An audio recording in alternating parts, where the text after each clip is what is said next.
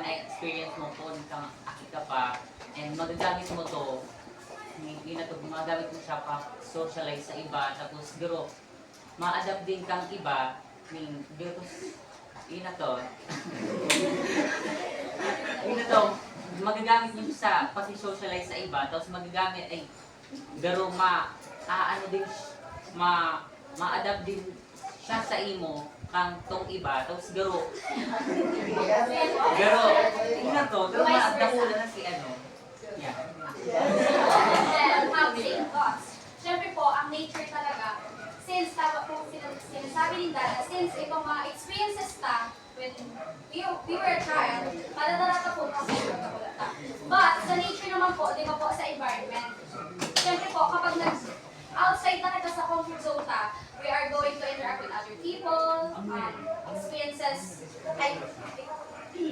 and socializing to other people. Siyempre po, may encounter po kita ng different challenges, struggles, and na ma-adapt na po sa sarili ta. So, ito pong mga experiences na kami mga akit ko kita, pwede po itong mabago sa pakikipag-interact ta. It's either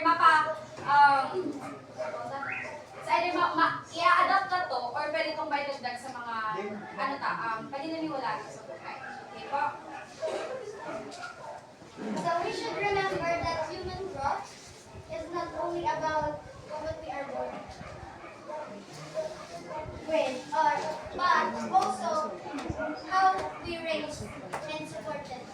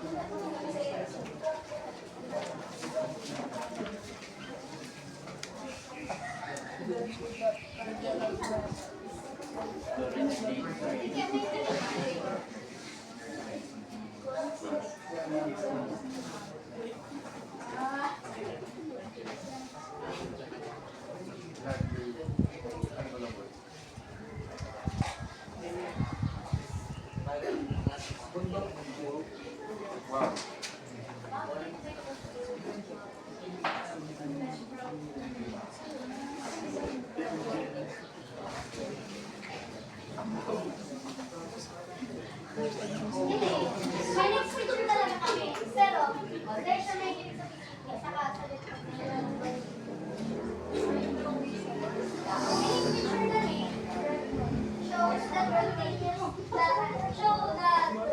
and the discontinuous development of the person. Continuous development shows us smooth. So from infancy to adulthood. And the next is the discontinuous development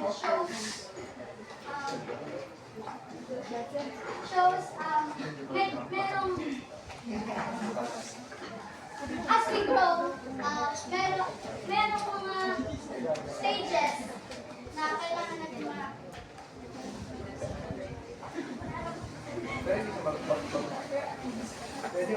pero nag-iiba,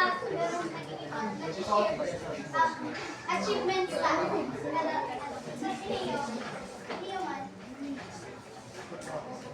smooth lang siya, dire-diretso. So, ulitin pa po.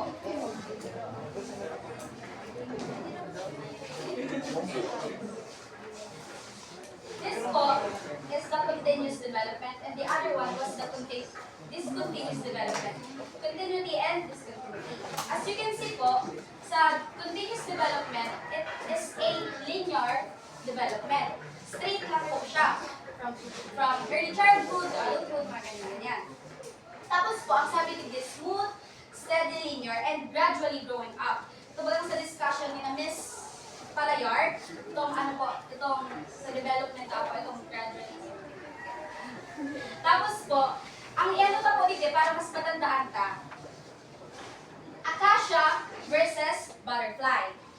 Di ba po, ang acacia tree, pag tinanong na po siya as a seed, gano'n ba, i-foresee na po na, once it will grow up, magiging acacia tree na siya. So, ibig sabihin, alam ka na acacia tree siya. Ibang tree or something, pero acacia tree. Hindi naman po, there is a series of stage. Step 1, yeah. So, sabi ko baga, acacia versus butterfly. Di ba ang butterfly, we have different stages. Isa po ang nakakaanggang different stages para maging butterfly siya. Isa po ang nakakaanggang. Ano mo na siya?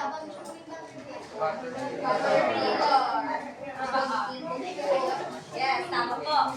So, yun po yung ang pigaan ng katuwa.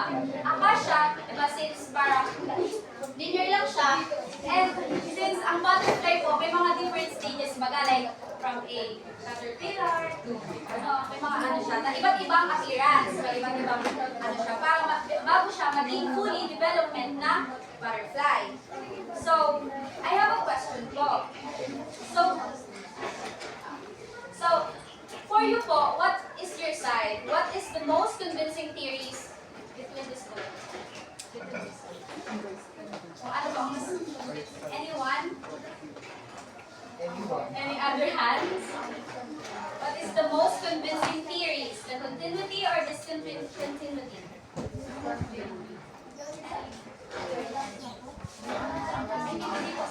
Ayun! Anyone po? What is the, on your side lang po, kung ano yung pinaniniwalaan yung theories sa buhay niyo, kung magiging continuity ba or discontinuity ba? Go. So, parang sa kuya, hindi kita sa right side, discontinuity. For me kasi, may mga experiences din ako past na same dyan sa path na diktatakal kayo, kaya active ako dyan. So ako, as a person, as a human, is ba ako mga step na nagihan sa buhay ko. Siyempre, kita ko sa mga steps na nagihan sa buhay ka. So sa kuya, is para ma-develop ang human develop, para ma-develop ako as a human being pa. Is karon din ako ma-focus sa sarong side lang. Ito hindi kaya sa continuity, pero parang ang ibig sabihin kaniyo, pag nag-grow up ako, arog na lang kayo. Arog lang siya, may sarong side ka lang or sarong direction ka lang natutunan. So, hindi, pag hinapan mo siya, may stages ka kung papasain ka or kung tama ba yung ibig mo. Para sa kuya, madadevelop ang human being kung makibig ako sa this. Okay. Very good. Stephanie. So, yan po. So, the question is, kumbaga, how it will affect our human development. Hindi mo po sa gawa. Hindi po sa continuity. For example, alam ko maraming nakaka-experience ka rin. For example, your parents, sabi ng mama mo or dapat kapag nagkakula ka, teacher ka, engineer ka, or guardian. So, kung mga aki na takot or gano'n itong mas alinda sa kapakanan ng parents nila, ito susunod doon na maklase ako digdig ko, engineer ako, kayo gusto sa ni mama. Yun ang ano. Pero, habang mo yan para sa sarili mo. So, yan, maaapektuhan niya na yun lang yan. Gano'n itong, yes, mag-grow ka, pero di ka nag-enjoy. Maano ka, pero itong, yes, na-achieve mo, naging engineer ka, professional teacher, lawyer, pero di ka nag-enjoy. Gano'n itong, anong sense kang buhay mo kung masettle ka lang dyan? Di ba, tandaan nito sa Horsem, si Mr. Dean Camcas, Cas or ano ba yun? COD. He said that never settle for less than sa mga bagay na di ikaw magtanong mo. Ito sa mga...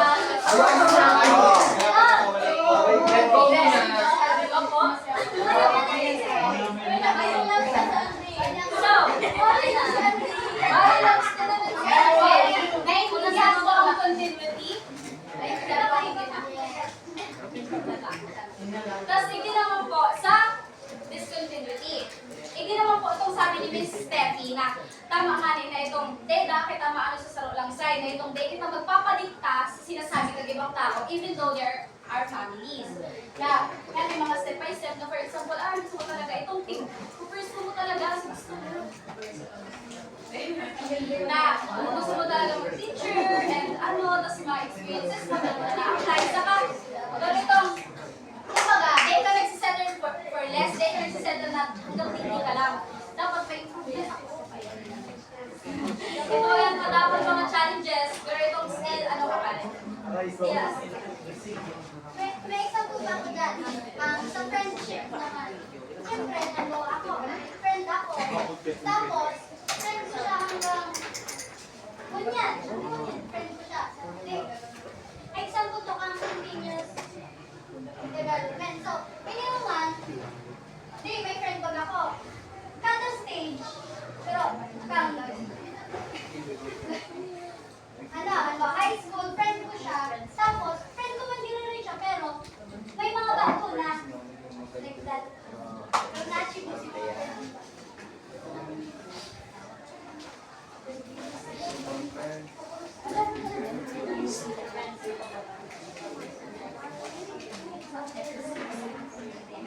Okay po. Last. Madali po, para malinis na kaya. Stability and change. Madali ka lang po ang stability and change. behavior or characteristic to remain consistent over time. When you say stability, ibig sabihin po, ang development is stable and consistent. So, ibig sabihin kung ang development mo hindi pa tapos kung ang development mo, dire-diretso lang siyang pataas. So, ibig sabihin, gano'n lang siya ang ganima, consider mo siya dito. Ini po ang stability. Ibig sabihin, ang development mo is a linear, gradually development. Tapos po, ang change naman po, ano lang siya? Ang change gagulong. Yes. Refers to the capacity for individuals to be modified by experiences and environmental influences. Yan. Ganun po, ano po siya kanyang change. Ibig sabihin po, as we grow up, nakaka-encounter mga different challenges, struggles, pwede po kitang mabago kapag mga experiences na to. And ibig sabihin may change. Diba, abang mga dati kaya mabuuton siya, kaso lang may nangyari sa iyang argali. Pero itong iyo to sinag-trigger ang anger issues niya. Ano yan? Kumbaga, nakadepende sa environment, kaya po may change.